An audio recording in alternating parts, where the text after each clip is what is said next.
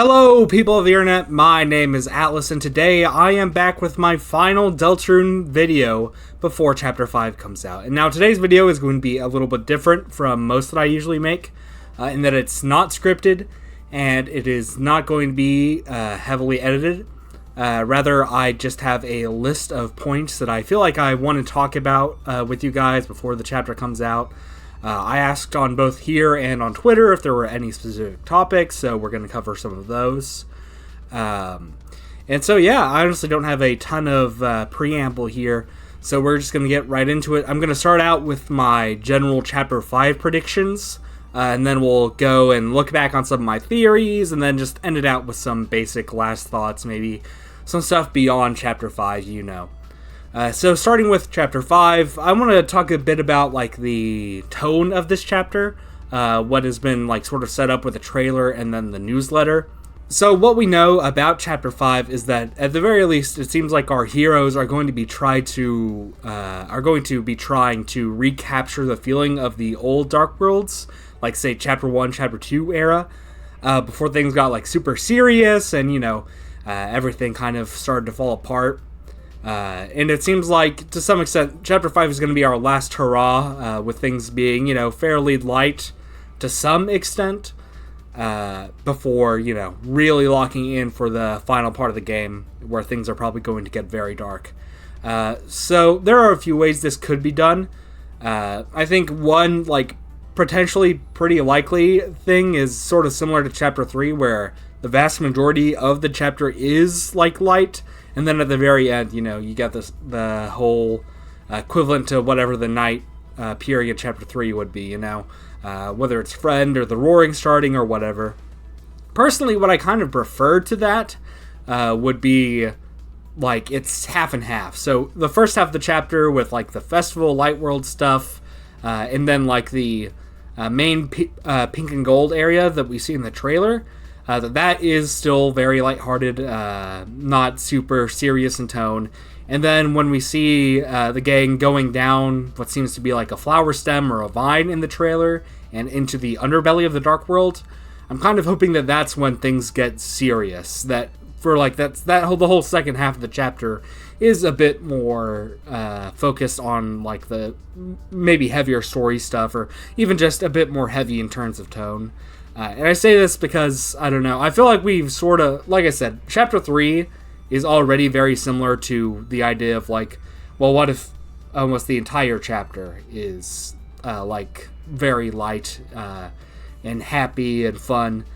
So I'd be interested in seeing a different take on things. I don't necessarily know for sure if that's, more likely. But I mean, the trailer, the way it shows the events, I could see it happening, especially, we see Wheat down on the bottom, so that would be Forgotten Man stuff, and that seems a little bit more serious, so you would expect that to be in the more serious area. And so, yeah, I mean, I think there is an argument to be made with stuff like the running animation that we see in that underbelly area with Susie, Ralsei, and Kris. They're all using their serious run that they use a lot in Chapter 4. But at the same time, Susie's also smiling in that, which she is not usually doing when she does her serious run, so it could be less serious than I'm thinking. Who knows? So then I want to briefly talk about our Dark World candidates for this chapter. Now, if you've watched my previous videos and kept up with me on Twitter, or I say Dark World candidates. What I mean when I say that, I don't mean what the Dark World is, right? We pretty much, it's pretty clear to most people that it's Flower King. What I mean when I say Dark World candidates is what Lightners will appear in the Dark World.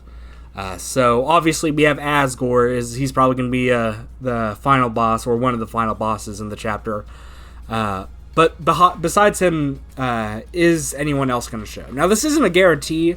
Back in the Chapter 1, Chapter 2 era, there was generally this consensus that, it would be 2 new characters per Dark World, I think. But in Chapters 3 and Chapter 4, we obviously didn't quite get that. In Chapter 3, I guess we technically get 2 new Lightners in the Dark World, but they're both saved till the very end. And then in Chapter 4, we really only get one new Lightner in the Dark World with Gerson, and even he's kind of a bit more complicated. So the point is, I don't necessarily think there's like a hard rule there with how many Lightners could appear in this Dark World. So with that being said, do I think any character is going to appear besides Asgore? And if so, who? If you have kept up with this channel, watched my previous Flower King videos, you know the answer to that is I think that Alphys will be in this Dark World, one way or another. Now, I'm hoping that it's not in the way that Undyne is. I'm hoping that she does have a little bit more to do. And I think there is actually quite a bit of support for that idea, especially considering now we know the Dark World is Japanese themed, and we know a big part of Alphys is she loves anime, right? And furthermore, given the whole, this is supposed to be sort of like the old adventures, a bit lighter in tone, it would make sense for Alphys to sort of fall into that role for the first half of the chapter, or however long it sticks with that tone. So I genuinely could see Alphys being a more reoccurring character, which I would definitely enjoy. And there's more to that as well. I had a friend, Beth, on Twitter. It's me, Beth. I'll put her on screen right now. Reinform me about another connection that Alphys kind of has to Chapter 5, and that Alphys is a cat petters modder. It's mentioned in one of the Noelle blog posts. She mentions someone like Mew Mew Queen and a Symptoms mod pack that they made that was apparently particularly impressive as far as cat petters mods go. And that definitely seems like Alphys. I mean, you could maybe argue from the username alone that it could be literally Mew Mew. But the mention of Symptoms and the fact that it's a pretty impressive mod pack, I think both hints very heavily towards Alphys. And obviously, if Alphys is connected to cat petters, that gives her a potential connection to Image Friend, and a potential connection beyond the fact that Image Friend already looks like Androgyny, right? And I think there might be a bit of overlap there. Maybe the reason Image Friend was chosen to look like Androgyny relates to that somehow. To be honest, I've never been completely convinced that is what Image Friend will constantly look like. I sort of think Image Friend could probably change its shape a lot, so I wouldn't be surprised if when we see it looks a bit different, but there's definitely still a reason behind why they showed Image Friend as that. So I definitely think there's something there. Not to mention, as I've mentioned in past videos, she obviously has connections to Asgore as well as Flowey, and the probability of a Flowey-inspired Darkner appearing in this Dark World is just getting more and more. And then the little Deltarune logo animation that we see on the website, people point out that it looks very, very similar to the background of the Sailor Moon Magical Girl transformation, the little animation that goes on there. And so it seems fairly likely that that's what it's referencing, especially again with the Japanese stuff. And that definitely fits Alphys, that she would have this magical girl aesthetic in the Dark World. So yeah, I think Alphys is actually very likely. And also, again, more stuff that I have mentioned before, but we know that Alphys is new to Hometown, which gives her parallels with Susie. Both of them are relative newcomers, so you could definitely do something there with those two as well. Not to mention, she's looking for Undyne, and again, as I have already mentioned before, she has a required interaction in Chapter 4, which is just the only other character. They could have chosen any two characters in that church to give you a required interaction. The big one, I think, if Alphys was not going to have a more major role, they would have done, is Rudy.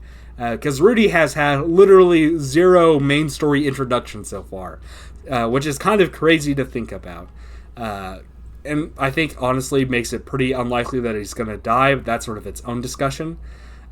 So yeah, I think they are setting something up with Alphys here, and I think that might just be Alphys appearing in the Dark World.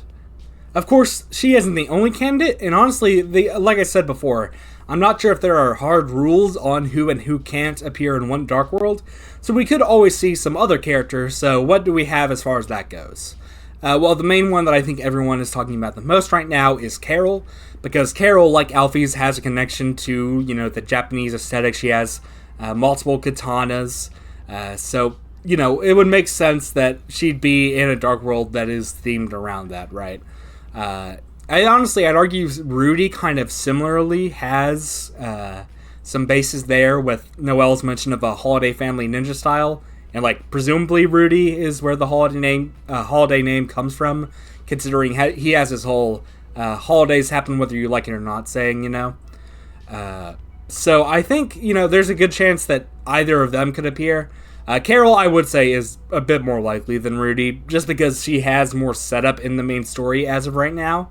Obviously, we have a pretty big required interaction with her in Chapter 4, which is definitely setting up for something. So the idea that she could appear in Chapter 5 is definitely, like, a good possibility. I will say she does kind of weirdly contradict with the whole, this is supposed to be a lighter chapter thing. Like, it's hard for me to imagine Carol being a lighthearted character so early in the game with, like, how she's been set up right now. So maybe if she is there, maybe she's, like, in the second half more. Maybe it's even a thing where, like, Alphys is in the first half and Carol is in the second, I could see something like that. I do think we'll probably get something from Rudy this chapter, but I don't know if it'll be, like, him in the Dark World. I think it might just be more required interactions during the festival section. I also feel like it's probably necessary to bring up 2 other candidates that got talked about a lot more during the pre-chapters 3 and 4 era, and that is Caddy and Jockington, because I have still seen them mentioned. And Caddy definitely has some, like, weird connections to Friend, so I can see the bases there. All that said, I personally don't think it's going to happen, and to be honest, I've never really been super convinced that they would, like, have a Noelle and Birdly-esque dynamic in the Dark World, purely because they didn't have voice flips, and I thought if they would have had that, they would have just given them since the beginning. That's not to say that they won't play any role in the main story. In fact, I could see them playing a bigger role in the festival, maybe, with, like, the Noelle plotline between Caddy, Susie, and Noelle. Maybe there's some jealousy stuff happening there. And I could even see Caddy maybe being, like, some part of the lore reason that Image Friend is, like, the way it is, even if she doesn't appear directly in the Dark World or something. And I definitely think she'll have something small to do in, like, the Roaring to help us out for sure. I think a lot of, like, hometown NPCs will, honestly. So, as far as other candidates go, the only other 2 that I think get brought up too much are Papyrus and Sans. Out of those 2, I would prefer Papyrus than Sans because, I feel like Sans has already gotten quite a bit here. I don't know, it'd be funny to have a Toriel Sans Asgore Papyrus dynamic, like if they danced at Jitterbug or something. And also, if there's, like, a battle happening, I would be much more interested in a new Papyrus battle than a new Sans battle, since we've already had, like, the Pacifist Sans battle from the 10th anniversary. Which is another reason I kind of want an Alphys appearance in this Dark World, is so we can have an Alphys battle, because we haven't gotten one of those literally ever. I'll talk a bit more about that when I'm doing some of my theory review, but it feels worth mentioning here. Mew Mew also gets a few offhand mentions from some people, and I think she would be cool. Like, I would not be opposed to Mew Mew appearing in the Dark World at all. And when I say Mew Mew here, I mean Mad Mew Mew, not the actual anime character, who also has a chance to appear in this Dark World, but, like, a separate type of chance. But as for Mad Mew Mew, I mean, there is some basis for it, right? Because she has a crush on Asgore, and she lives right next door, and she's a ghost, so she could, like, fly through the walls. But I don't think it's particularly likely. It would be cool. I think I would really enjoy it. I don't personally think it's super likely, though, unfortunately. Actual Mew Mew appearing, honestly, might be a bit more likely, in my opinion. But, I mean, we'll just have to wait and see. Then, of course, we talked about these Lightners in there, but let's talk about some of the Darkners real quick, particularly the wedding flowers that Asgore has, the 7 human soul flowers. So yeah, I think most people agree at this point that they're going to somehow reference the humans that fell down in Undertale, perhaps through their personality, definitely through their attacks, given that one screenshot in the trailer. I think it'll probably give us a little bit more insight into them. We'll see how much they lean into that, if they're going to look like Flowey, or like boss monsters, or even more humanoid, we'll have to see. Along with that, we of course have the golden flower amongst them, which you could argue is either going to be like be representative of a couple characters, either literally just Flowey, Probably not, when I say literally just Flowey, I don't mean like actual Undertale Flowey. Like, he'll probably be a pretty different character still, even if he has some like mannerisms from Flowey and is somewhat similar. Like, you could have it be a joke where he really is just like the friendly flower guy that Flowey tries to make himself out of at the beginning of Undertale. Or maybe it is like a twist villain flower thing, but it's a lot more of a slow burn where it plays with the player's expectations of like already knowing that he's going to be evil. Like, the player's just basically just waiting for the ball to drop. Of course, I think he'd be evil in a different way. Probably not like meta, if he isn't the Shadow Crystal boss, I mean. But we'll have to see. Another idea is that it could be representative of Kara and give them some more characterization, which would be pretty cool. Again, it's not something I would be against. I'm just not sure how likely it is, because Kara has generally been pretty under lock and key as far as like their character goes, but then again, so have the human souls, so I definitely can't discard the possibility. Talking about some light world stuff again, I think we're definitely going to be going into Papyrus's house this chapter. What is inside Papyrus's house, we don't know for sure. From the description we got in chapter 4, it seems pretty normal. As far as Papyrus's house goes, it has a normal kitchen, so the sink hasn't been enhanced yet. I bet there's probably going to be that third door in the center of Papyrus and Sans'. Like, I don't know, it just makes sense, right? But whether we're going to actually see Papyrus himself is a little bit debatable. And I think this kind of brings up a similar topic. I kind of don't think we're going to see Asriel this chapter.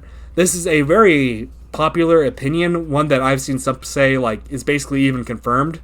But as far as I know, I don't think there's any, like, super concrete evidence surrounding it. We know Asriel will be coming to town sometime next week. And the festival would count as next week by the, timeline that we have laid out. But it doesn't necessarily have to be the first day of the next week is the big thing, I think. Talking again about another subplot, we have the Forgotten Man thing, which is definitely, it seems like it's going to end this chapter. So that's going to be interesting to see. Perhaps I've seen a lot of people suggest he could be like the secret boss of this chapter. Which honestly, you know what, I don't think that's impossible. Maybe like the way he's a secret is just you have to collect all the eggs beforehand. I could see that. What would that be like? I don't know. And I also don't know why he would be fighting Kris, considering he seems pretty chill. But again, I mean, I don't know a ton about the Forgotten Man, concretely. I personally subscribe to the idea that he is like the Deltarune Gaster that got messed up once Undertale Gaster got here or whatever. Greenster, that sort of thing. But I think the Forgotten Man, there is enough room for there to be other possibilities for what he could be. Even if he is, still Gaster, there are, other nuances to, what Gaster he is, when Gaster he is, why Gaster he is, that could still be possible. That's just the one I kind of like the most as of right now. But yeah, I suspect we'll see something there, especially because, Chapter 5 takes place in the Flower King, where we already have an egg, if you're doing the egg plot. So definitely seems like set up there. So as for the festival, already talked about this a little, I think it will pretty solidly be pretty lighthearted on the normal route. Obviously on the weird route, we're going to see a different side of things there. But I think on the normal route, it is going to be, just a nice little fun thing where we'll get some Suzel stuff, get the Birdly plotline finished up, that sort of thing. Probably get to see how all the other little hometown plot lines progress. And I think it'll just be nice to see. I don't think there will be a ton of super relevant story stuff happening there. I suppose it's interesting to note that we have a screenshot of Sans there and Toriel isn't there, so I don't think they're on a date or anything.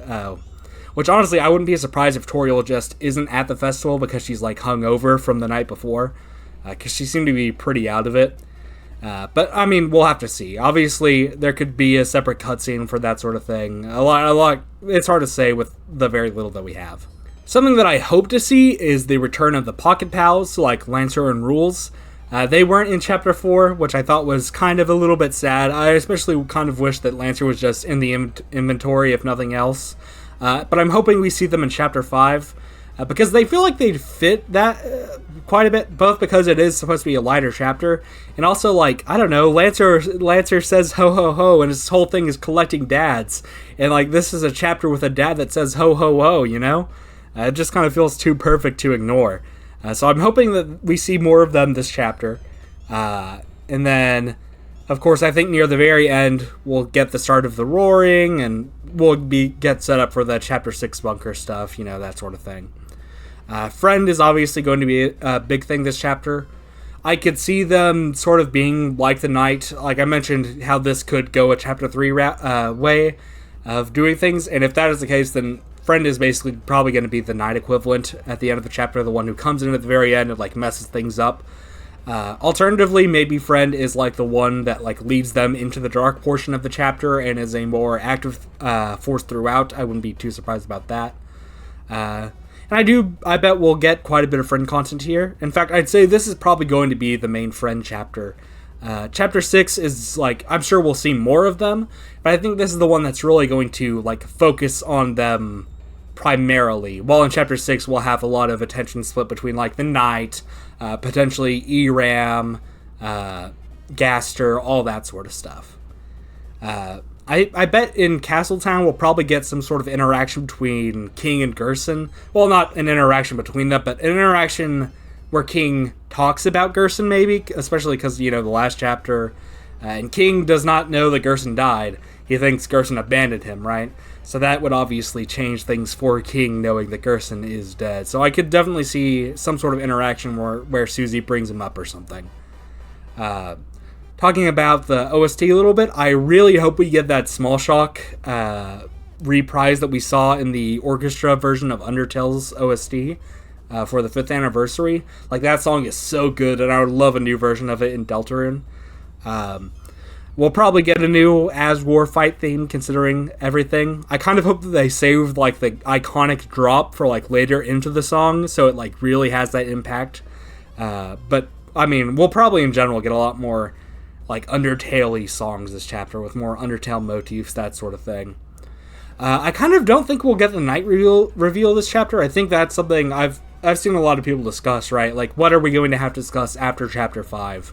And a lot of people are assuming that we're going to get the Knight reveal because of that, right? Like, that won't be something we can discuss. Personally, I think we might get that more in, like, chapter 6. I definitely think there's going to be something where Susie is convinced that Carol is the Knight. And I think that might be what we end on in chapter 5, with Susie thinking Carol is the Knight. But if we do get Carol in this Dark World, maybe that's something we see throughout the Dark World, and then it gets, like, debunked at the end. Even if we don't, like, literally see the Knight, we would sort of be able to piece together by that point who the Knight is, right?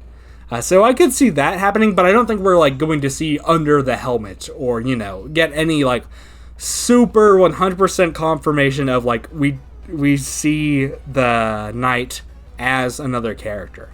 And so I think what we will be getting, though, is a big Gaster reveal in this chapter. I don't know exactly what. It could be from the Forgotten Man. I'm expecting something from Gaster at the end of this chapter, similar to what we got with chapter 4. Like, I don't know. I think there's something big is coming. I can't tell you exactly what, if it's going to be like a piece of his theme, or like if we're going to see his hands or something like that, but I think something big is going to happen. I mentioned Mimi before, but another character that we could see as a Darkener in Chapter 5 is Wem. Now, if you guys don't know who Wem is, you probably are not following my Twitter, or at least you haven't been there for too long. Wem is a Darkener that appeared in my Flower King Dark World take before Chapters 3 and 4. And she is this evil version of Mew, hence the name Wem, the name is backwards. But what you might not know is she's not an OC. She is a character taken straight out of a Switch border from the console version that shows her on the other side of Mew. And she appears to be some sort of evil version of Mew. So the fact that this character, like, literally exists, I wouldn't be surprised if she does appear in this Dark World, which would be a huge victory for me, I gotta say. So I'm hoping that happens. Obviously not, like, guaranteed or anything, but it is possible, and that is cool enough, I think. There's also Apple Girlington, who recently Andrew Hussey commented on. Namely, they said that they asked Toby about it, and then Toby wasn't like upset about the speculation, and then they said that they were like, they know how Apple Girlington plays into everything. So that's interesting. If you don't know, Apple Girlington is a Toho OC that Toby came up with, that apparently is associated with apples, and apparently has yellow zombie skin, which obviously feels weirdly connected to Kris. And so people think that she might be like a character in Chapter 5. Honestly, I could see it. It's not necessarily a guarantee, but I'd be happy about it. It'd be cool.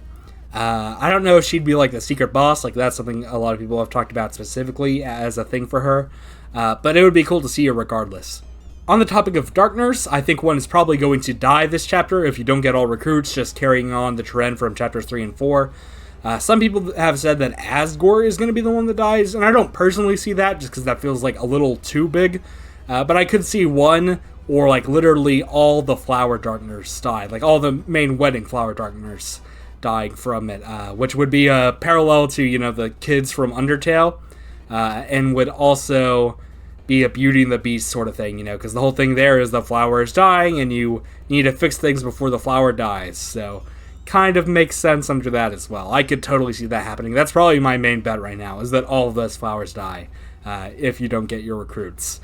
It'd be an escalation, but it wouldn't be like such a big escalation that it completely changes the story like Asgore dying would. Then there's the weird route, and to be honest, I'm not entirely sure what the weird route will be here. We know it's probably going to be more substantive than Chapter 4's, but I'm not entirely sure if Noelle will appear in the Dark World this time based on the trailer. I hope that she does, and I can't say that it's like 100% debunked because they could have been hiding her for spoilers, but the trailer doesn't make me too confident. We'll definitely get some big, like, festival stuff there. There's a reason I specified the normal route, Light World, will be lighthearted, because I think the festival weird route, Light World section is going to be very dark.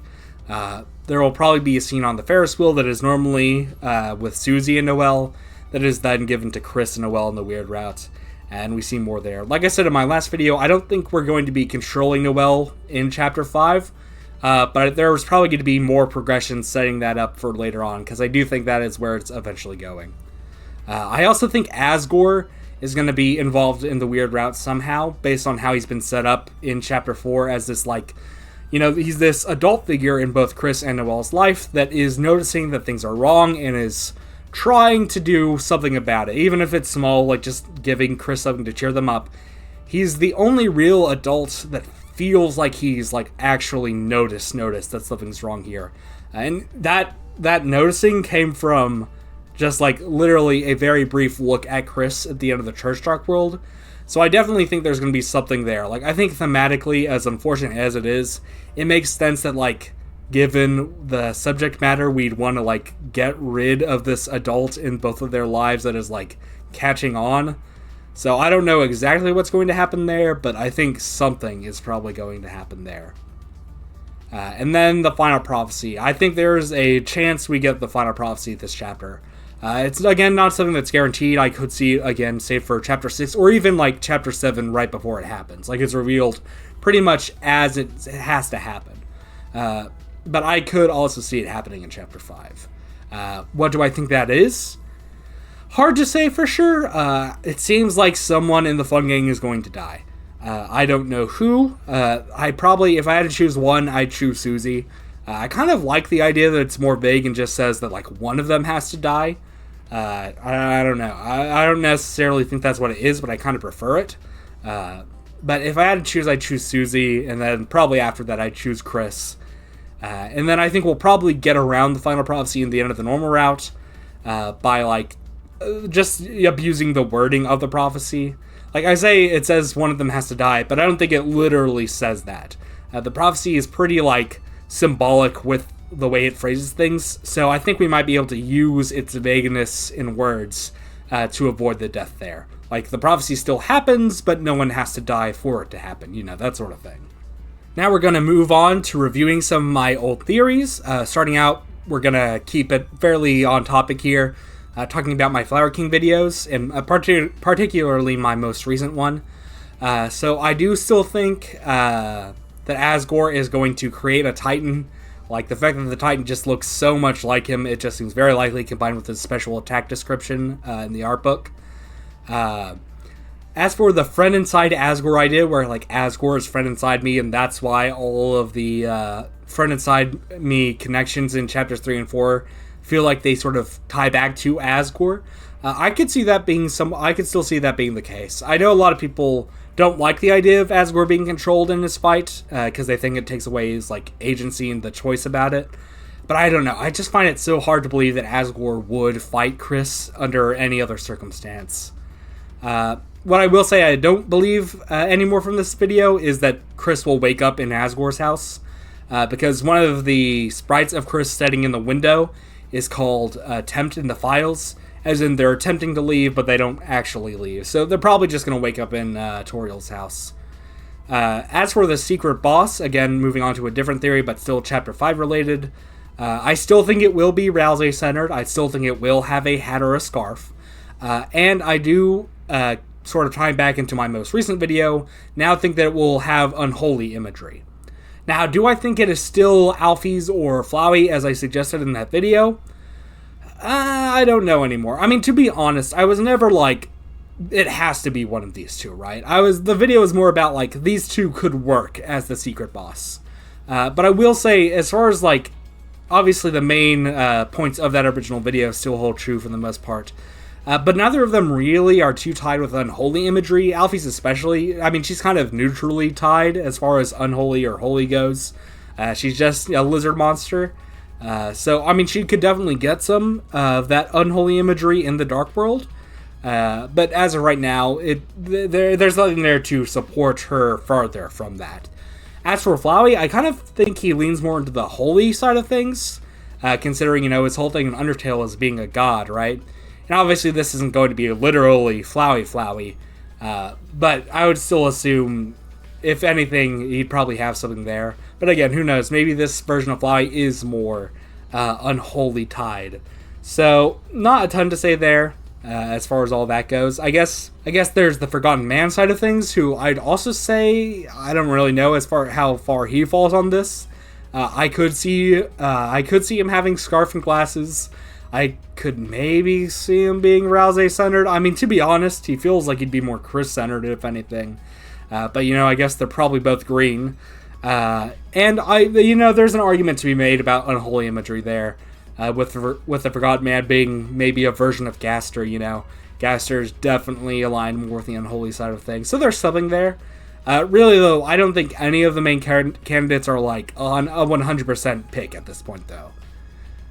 So moving on to some of my shorts, there's the whole how long did it take her to smile thing that is still going on and going to be addressed again the day before the chapter releases. So honestly, I don't really know what's going on there. Obviously, in that short, I said it was 11. And I think some people that put 11 seconds did get into the next round. But the fact that, like, how this has just continued to go, I don't necessarily know if there is one correct answer, as much as there is, like, a select few answers that would work. So was 11 theory right? I'm going to say not really. It did get that response where it's like, don't follow the crowd. Which I definitely wasn't the only or first one to start being like, hey, something's up with 11. I do wonder if I maybe contributed quite a bit to a lot of people picking it, though, just with how things went. And if that's the case, I'm sorry if you got locked out of the ARG. If it's any consolation, I have not been in the ARG literally since the first round because I mixed up the email and answer boxes. So, hey, I'm right there with you. Then there's the Man with One Eye short I did, which honestly, I still love this theory. This is probably, as small as it is, it's literally like a minute long. I still think this is one of my favorites just because it feels so right. So, if you don't know, in Chapter 4, they're in the room before the egg room, not the roots room. You will find a room with a bunch of organics, and they seem to be talking in riddles. And these riddles go, what do you call a man with one eye? Why does the angel make its cry? Who will call the girl who snows? I don't know. Haha, I don't know. And so in my short there, and in a tweet I made on Twitter, I propose the answer to this riddle is him, as in, like, the word him. Because what do you call a man with one I, as in the letter I? You call a man him. And so my idea was basically, you get the answer from the first riddle, and then you can apply it to the other questions in the riddle. So, what do you call a man with one eye? Him. Why does the angel make its cry? Him. Who will call the girl who snows? Him. And honestly, I still think this adds up. I know that some people are a bit hesitant to connect it to the other questions, but the reason I feel inclined to do so is because the other questions don't really have a way to solve them, as far as I can tell, for one. And second of all, the first question, while solvable, doesn't really tell us anything we don't know, as far as everything goes, right? It's just like, oh, the man being referred to here is Gaster. You could say, oh, but he has one eye. But again, I think the whole eye thing is just for the wordplay. And I still think that, I think at the very least, that first riddle is I think that is the intended answer for that first riddle. Especially because it's so similar to a pre-existing riddle, what do you call a fish with no eyes? A fsh. Feels like they might have been inspired by that. I definitely think, as funny as it is, this might be one of my strongest theories that does not have a direct answer yet. Now, going way back, let's talk about Mike the phone. So obviously this theory did not, it isn't true. Mike is not Kris's phone. Though weirdly enough, Kris's phone did get a big amount of relevance in the new chapters. And Mike is somewhat still connected with phones, right? Both from the spam and stuff, and the fact that to get into the Mike room, you have to put Mike spelled in on a phone keypad. So Mike is still connected with phones in some way, so it wasn't too far off. But Mike is not Kris's phone. At least I don't think so. As for the other parts of this theory, the big one was Pocket Pals, so we didn't get a new Kris-centered Pocket Pal, sadly. But I think the parallels I brought up in that video are still fairly good, even if they're unintentional. Between Rules and Ralsei, Susie and Lancer, Starwalker and Noelle. And honestly, I will say, the Starwalker-Noelle parallels are probably stronger by these chapters from the Titan stuff with the save star in their face with the angel wings. Feels like there is still a connection there, so that's fun. As for my night prediction video, and again, both of these videos I need to specify are pre-chapters 3 and 4. These are chapter 2 era theories, so it makes sense that they're pretty off.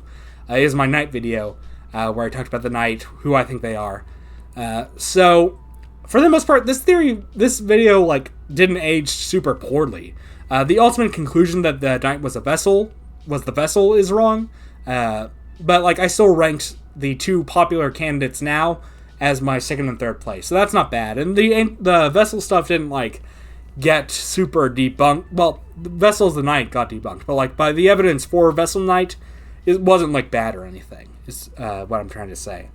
And I still think the vessel is going to be something. I don't know exactly what. I still think the vessel is going to be something, though. What exactly that is, I think it'll probably still be taken over by someone. If we get a Gaster fight as a secret boss thing, maybe he'll control the vessel to fight us, to parallel the whole Rules taking over our Thrash ship, which would be funny Rules Gaster parallelism. And there's also the Rules card from the merchandise drop that Fangamer did, which is weird Rules vessel parallels. So make of that what you will. I imagine vessel stuff will be chapter 6, though. Or maybe when we get banished, we'll be put back into the vessel and be able to control it. Getting into the chapters 3 and 4 era stuff, we have my Burning Eyes theory, which, among other things, I think the big one here was that Eram is icy. So do I still believe this? Because I know it is definitely not the popular opinion right now. Yes. Yes, I do. At the very least, I think Eram is definitely related to Icy somehow, even if it's not literally the pizza box. Though I personally still lean towards that direction. Because, to put it one way, I think Icy is to Eram what Cat Petters is to Friend. Because since that video, it would be one thing if I just made that video and that was it. But I have found more and more evidence connecting Eram to Icy and supporting that idea. For example, the Icy in the library, the illustration of Icy that Kris gets bummed out about being taken down, is wearing a headband, which feels crazy huge, and I'm so surprised that I missed that.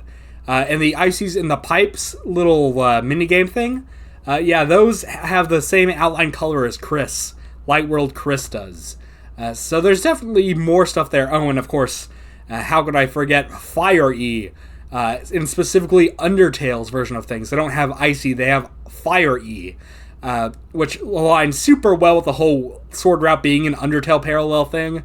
Like, both of them having a Fire Icy. Like, it fits so well that honestly, that is enough for me to be like, okay, that's a win in my book. Even if Eram is not Icy, that feels like a big enough win in my book for me to be satisfied.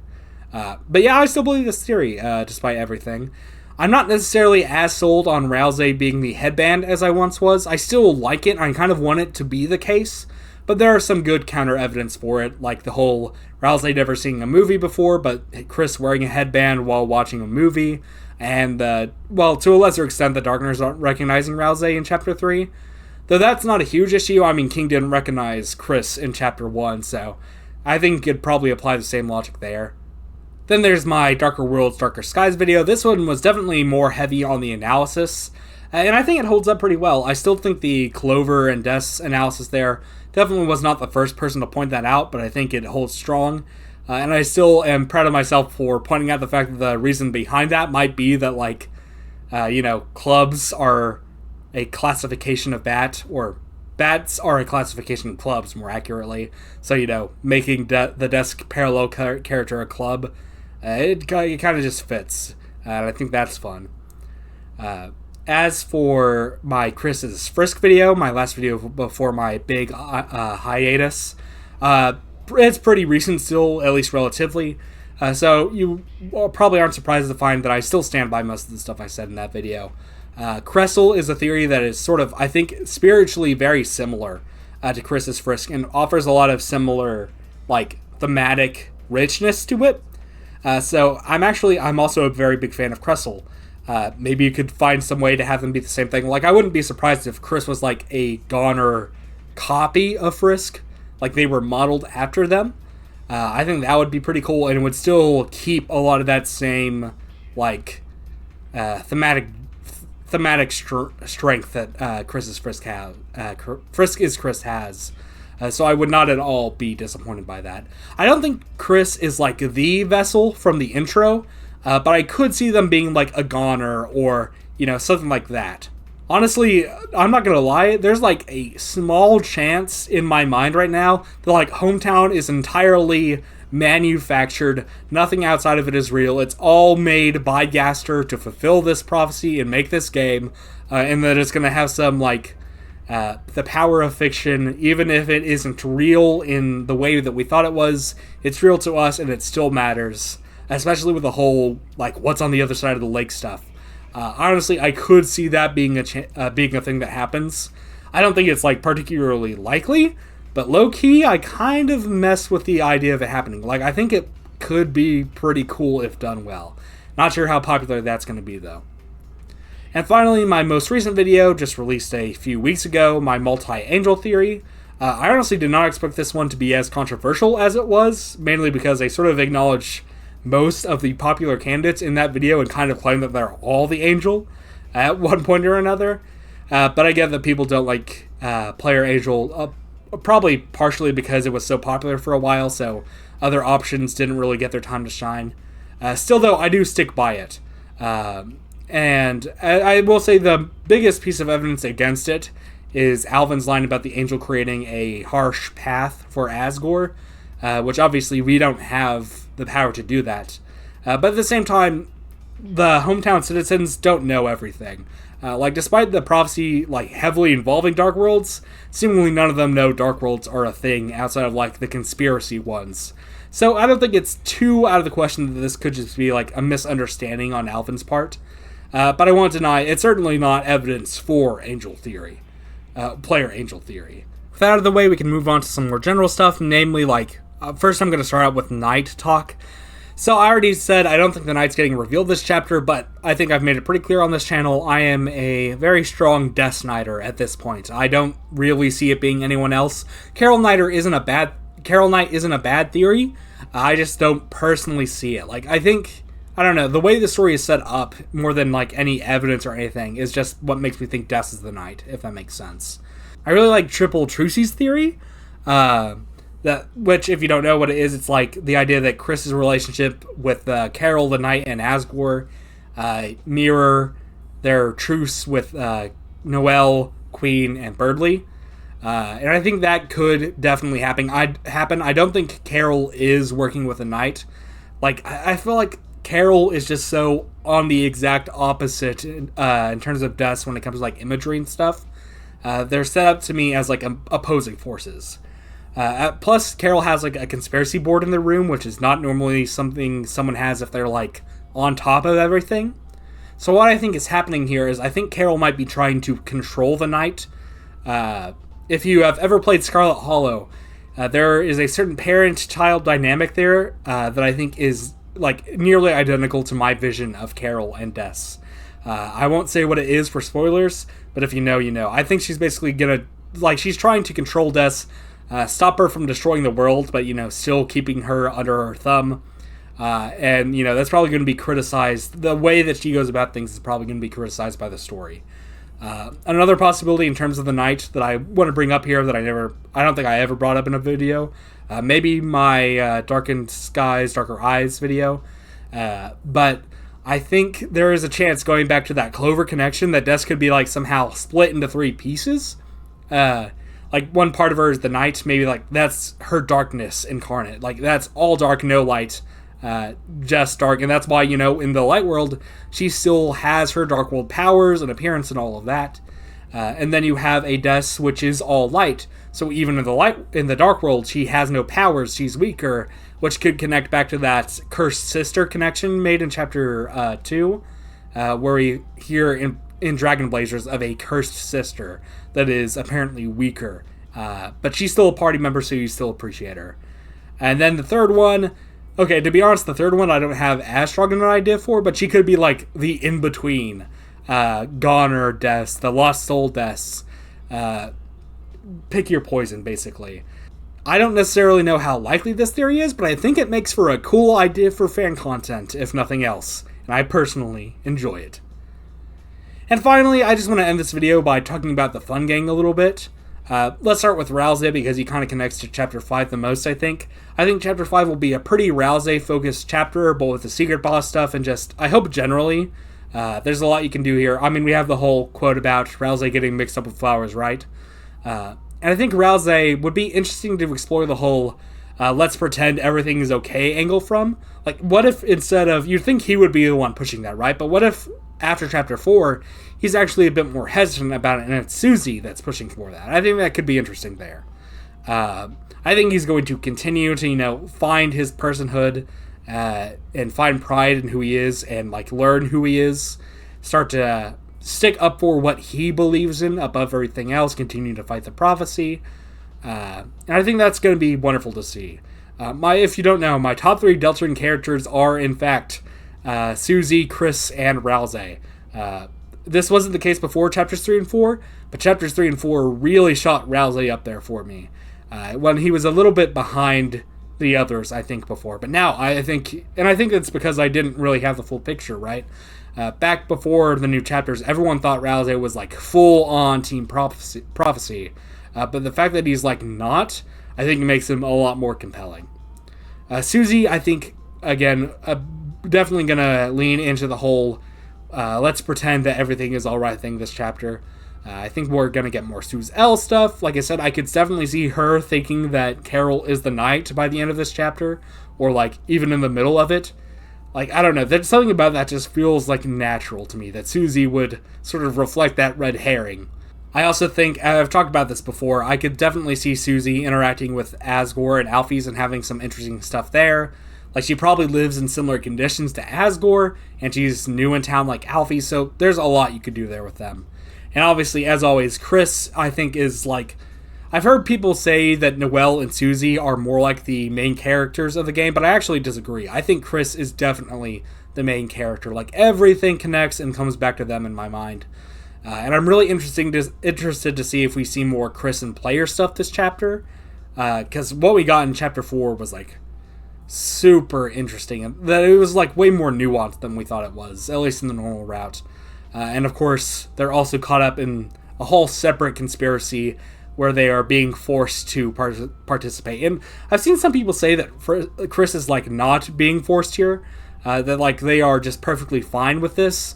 But I think the way like you can see their head slowly drooping in the kitchen scene when they're listening to the call, and the ending of Chapter 4 both pretty heavily hint that Kris is like not happy with things going on. They just feel indebted and feel like they have to participate. And finally, I want to say here, just as my last point before I end the video, I truly believe that this story will have a happy ending. I think a lot of people lean towards very bittersweet, maybe even just straight up sad. But while I think Deltarune as a whole is going to be a lot darker in tone than Undertale, I think it's going to balance that out by having the ending be like even more hopecore than Undertale. So while in Undertale we were not able to save Asriel, I think something is going to happen where we are basically going to do the equivalent of saving Asriel. And it's probably going to be Susie that pushes for that. I think it even could like sort of symbolically reflect the whole save GoPro movement that you saw in the early days of Undertale, where people like really wanted to find a way to save Asriel. And I think that'd be like a sweet full circle moment if that did happen. So yeah, as far as like my main predictions and stuff, that's all I gotta say. I definitely will continue to be making Deltarune videos after this chapter, more theories, more analyses, all that sort of thing. And I also have some non-Deltarune stuff planned. I mentioned Scarlet Hollow. I want to make a video on that. I'll probably make multiple videos on that one. And then I also have some Danganronpa videos planned, so I hope you look forward to those. If you like the video, subscribe if you are not already. And also, leave a like. I sort of mix up the ordering there. That's what happens when I don't have a script. But if you like more off-the-cuff videos like this as well, let me know. Maybe I'll try to do more in the future. I could definitely do them more often with that, because they're less effort. So, who knows? Maybe I'll do more stuff like that. I also have some, like, UTDR content plans that are a little bit different from what I do. Maybe less analytical and more fun, gamey. If you've seen the, like, Deltarune Guess Who videos that have gotten pretty popular recently, it'd be more something like that. But we'll just have to wait and see what comes of that, because obviously it also relies on some other people as well, for me to be able to do that. But I have high hopes for it, at least. But in the meantime, drink water, remember to floss, and don't forget, the impossible is possible. All you gotta do is make it so. I'll see you on the other side.